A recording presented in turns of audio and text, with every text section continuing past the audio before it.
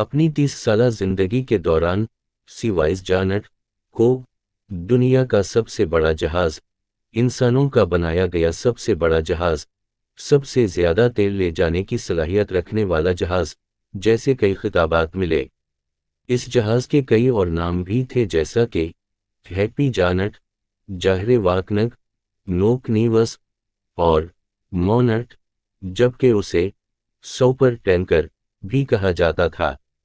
جہاں یہ بحری جہاز لاکھوں لیٹر تیل لے جانے کی صلاحیت رکھتا تھا، وہیں یہ اپنے انتہائی اتنے بڑے حجم کی وجہ سے کئی بندرگاہوں میں داخل بھی نہیں ہو پاتا تھا، اور اپنے اس ہی حجم کی وجہ سے سوئز نہر اور نہر پاناما جیسی کئی ہم سمندری گزرگاہیں عبور کرنے سے قاصر تھا۔ اور بالآخر اس جہاز پر عراق میں صدام حسین کی فوج نے حملہ کر کے آگ لگا دی تھی، جس کے باعث یہ ڈوب گیا تھا۔ لیکن ہر عظیم سمندری داستان کی طرح یہ تباہی اس جہاز کی کہانی کا اختتام نہیں تھا۔ اس کو دوبارہ بنایا گیا اور یہ اس کے بعد بھی کئی برسوں تک فعال رہا۔ اس سپر ٹینکر کو ابتدائی طور پر سنہ 1979 میں جاپان کے شہر اوپاما میں واقع سومیتومو ہیوی انڈسٹریز شپ یارڈ میں بنایا گیا تھا۔ مختلف ذرائع کے مطابق اس جہاز کی تعمیر کا حکم ایک یونانی کاروباری شخصیت نے دیا تھا، تاہم اس کی تیاری مکمل ہونے کے بعد اس نے اسے خریدا نہیں۔ بالآخر 1981 میں ہانگ کانگ کے ایک بزنس مین ٹنگ چاؤ ینگ نے اسے خرید لیا۔ وہ ایک سمندری جہازرانی کی company Orient overseas container line کے مالک تھے۔ ہانگ کانگ کے میری ٹائم میوزیم کے مطابق خریدنے کے بعد جہاز کے نئے مالک کو لگا کہ اس کو مزید بڑا ہونا چاہیے، چنانچہ اس میں نیا حصہ جوڑ کر اس کو مزید بڑا کر دیا گیا، جس کے بعد اس کی تیل لے جانے کی صلاحیت میں 1,40,000 ٹن کا مزید اضافہ ہو گیا۔ اس سپر ٹینکر کی لمبائی ریکارڈ 458.45 میٹر تھی۔ یہ ملیشیا کے پیٹروناس ٹاور اور نیو یارک کی ایمپائر اسٹیٹ بلڈنگ کی اونچائی سے بھی زیادہ لمبا تھا۔ یہ جہاز تقریباً 4 ارب بیرل تیل لے جانے کی صلاحیت رکھتا تھا، جو ایک عام کار میں 10 بار سورج تک جا کر واپس آنے کے لیے کافی ہے۔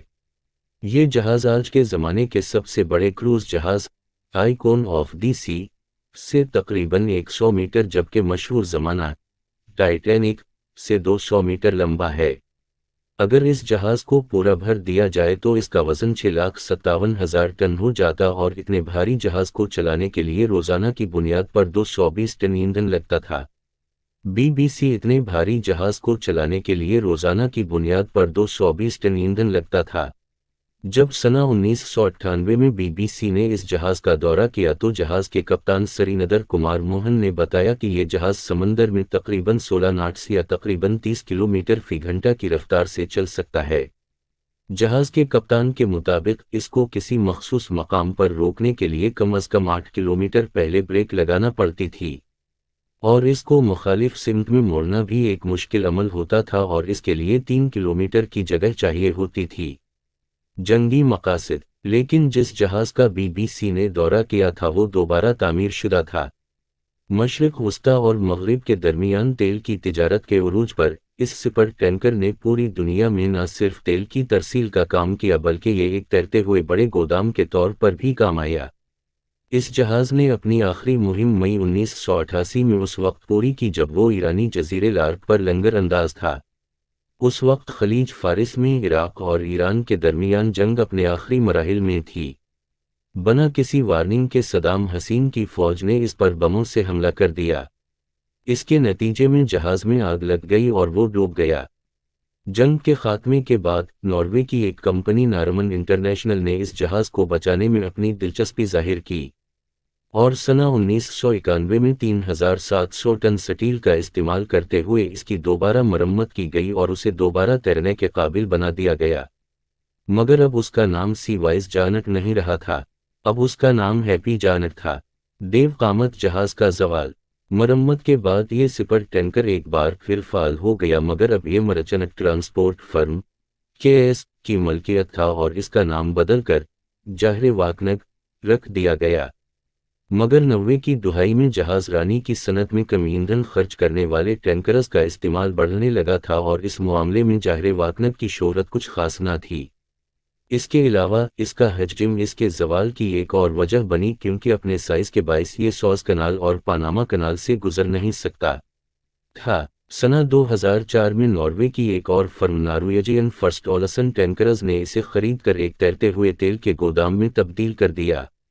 اس کا نیا نام نوک نیوس رکھا گیا اور اسے قطر کے ساحل پر لے جایا گیا۔ بالآخر سنہ 2009 میں اس نے کام بند کر دیا۔ اس وقت اس کا نام ایک بار پھر بدل کر مونٹ رکھ دیا گیا اور اس کے ٹکڑے ٹکڑے کرنے سکریپ کے لیے اسینڈی لے جایا گیا۔ سی وائز جانٹ کی آخری آرام گاہ وہی بندرگاہ بنی جہاں اس کو دنیا کے سب سے بڑے جہاز کا خطاب ملا تھا، یعنی ہانگ کانگ۔ اب اس کا صرف 36 ٹن کا ڈھانچہ بچا ہے جو ہانگ کانگ کے میری ٹائم میوزیم میں رکھا گیا ہے۔